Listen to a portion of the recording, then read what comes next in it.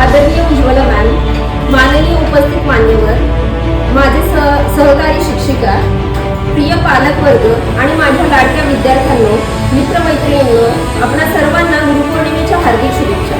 आजचा दिवस आपल्या भारतीय संस्कृतीतील अत्यंत पवित्र आणि प्रेरणादायी दिवस आहे। हा दिवस म्हणजे गुरुपौर्णिमा।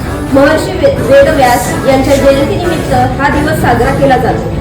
त्यांनी वेदांचे संकलन, महाभारताची निर्मिती आणि अनेक ग्रंथांची रचना करून संपूर्ण मानवजातीवर महान उपकार केले।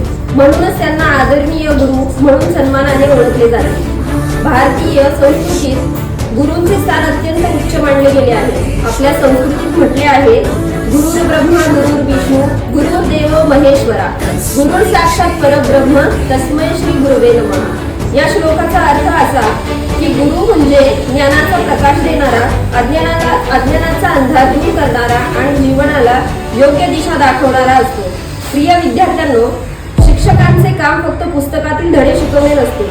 शिक्षक विद्यार्थ्यांच्या मनात चांगले विचार, संस्कार, शिस्त, प्रामाणिकपणा, मेहनत आणि आत्मविश्वास रुजवत असतो। प्रत्येक विद्यार्थ्यामध्ये काहीतरी विशेष गुण असतात।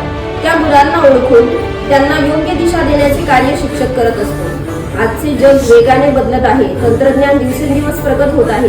माहिती एका क्लिकवर उपलब्ध आहे, पण माहिती आणि ज्ञान यामध्ये मोठा फरक आहे। योग्य माहिती निवडून तिचा योग्य उपयोग कसा करायचा, चांगले निर्णय कसे द्यायचे आणि उत्तम माणूस कसे बनायचे हे शिक्षक शिकवणारा खरा गुरु असतो। प्रिय विद्यार्थ्यांनो, तुमच्या यशामध्ये तुमच्या पालकांचा, शिक्षकांचाही मोठा वाटा असतो। त्यामुळे आपल्या शिक्षकांचा नेहमी आदर करा, त्यांचे मार्गदर्शन मनापासून स्वीकारा, वेळेचे महत्त्व समजा आणि प्रामाणिकपणे अभ्यास करा। जीवनात कितीही मोठे झालात तरी आपल्या गुरूंचे ऋण कधीही विसरू नका। शिक्षक म्हणून आम्हालाही आज या दिवशी एक संकल्पना करायची आहे।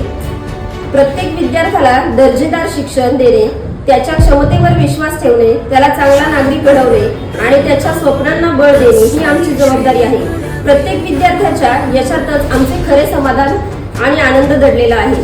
चला, आज गुरुपौर्णिमेच्या या पवित्र दिवशी आपण सर्वजण ज्ञानाची ज्योत सदैव प्रज्वलित ठेवण्याचा, गुरुजनांचा आदर करण्याचा आणि समाजासाठी आदर्श नागरिक बनण्याचा संकल्प करूया।